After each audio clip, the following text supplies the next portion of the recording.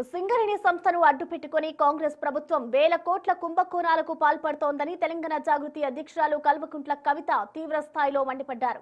గత బీఆర్ఎస్ ప్రభుత్వం ఒక్క పాలసీ నిర్ణయం తీసుకుని సింగరేణి కార్మికుల వారసులకు ఉద్యోగాలు కల్పిస్తే ఇప్పుడు వారిపై విచారణ జరిపిస్తామని అనడం అన్యాయమని ధ్వజమెత్తారు.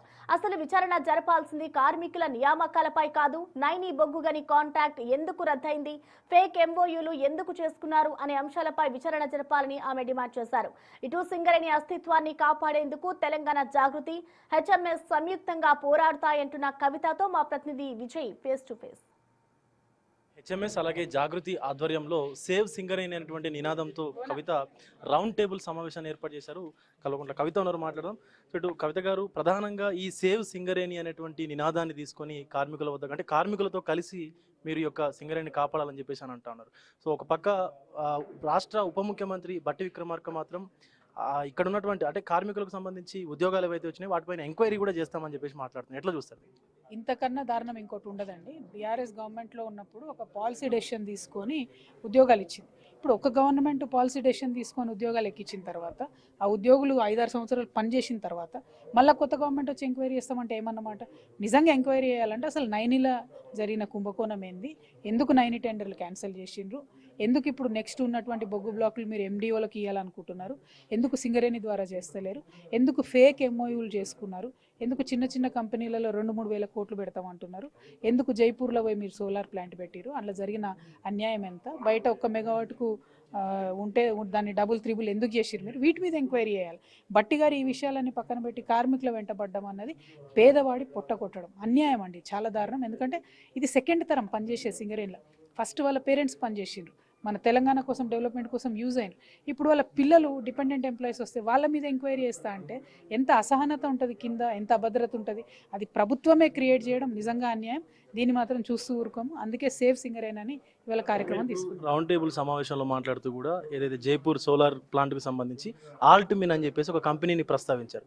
ఆ కంపెనీ ఎవరిది, అంటే ప్రభుత్వంలోని వారిదా లేకపోతే? అంటే కంపెనీ ఎవరిదన్నది ఏదో పేర్లు వచ్చినాయి, నాకు తెలియదు. కానీ అందులో అన్యాయం ఏంటంటే ఆల్ట్మిన్ అనే కంపెనీ పెట్టింది 2023లో.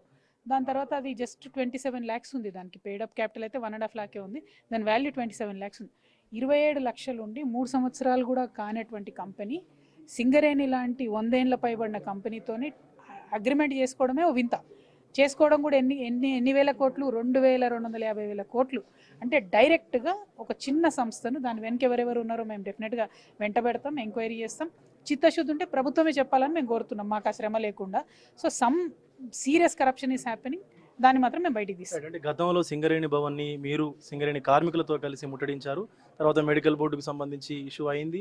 కొద్ది రోజులు దాన్ని యాక్టివేట్ చేశారు, మళ్ళీ డియాక్టివేట్ అయిపోయినటువంటి పరిస్థితి ఉంది. సో ఇప్పుడు మళ్ళీ కార్మికులందరూ కూడా సమ్మె బాట పట్టాలని చెప్పేసి నిర్ణయించుకుంటా ఉన్నారు. సో మీరు కూడా మద్దతు తెలుపుతా ఉన్నారు. సో ఎప్పుడు ఈ యొక్క సమ్మె ఉండేటువంటి అవకాశం ఉంది?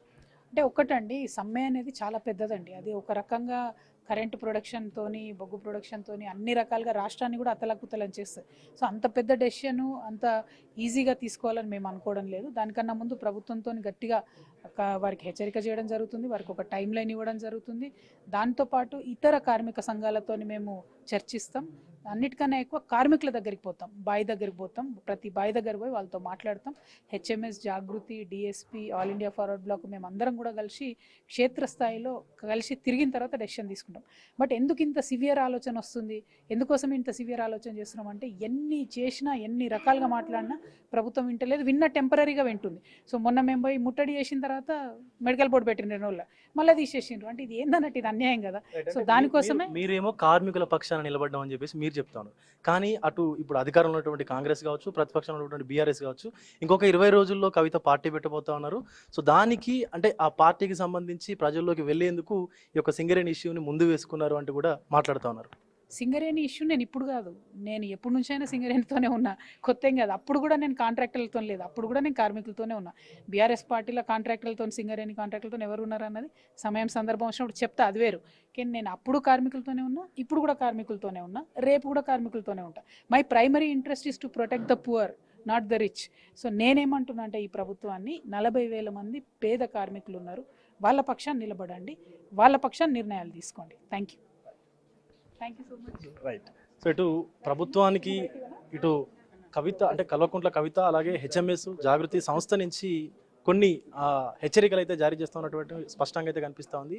ఇటు ఉప ముఖ్యమంత్రిగా ఉన్నటువంటి భట్టి విక్రమార్క కూడా జాగృతి సంస్థ నుంచి కవిత అయితే హెచ్చరికలు జారీ చేశారని చెప్పాలి. ఎందుకంటే ఆల్రెడీ సింగరేణిలో పనిచేసి మెడికల్గా అన్ఫిట్ అయినటువంటి వాళ్ళ పిల్లలకు జాబులు ఇవ్వడం అనేది తప్పుగా ఎట్లా చూస్తారంటూ కూడా కవిత అయితే మాట్లాడుతూ ఉన్నారు. వీడియో జర్నలిస్ట్ రాజుతో విజయ్, బిగ్ టీవీ, జాగృతి ఆఫీస్ నుండి.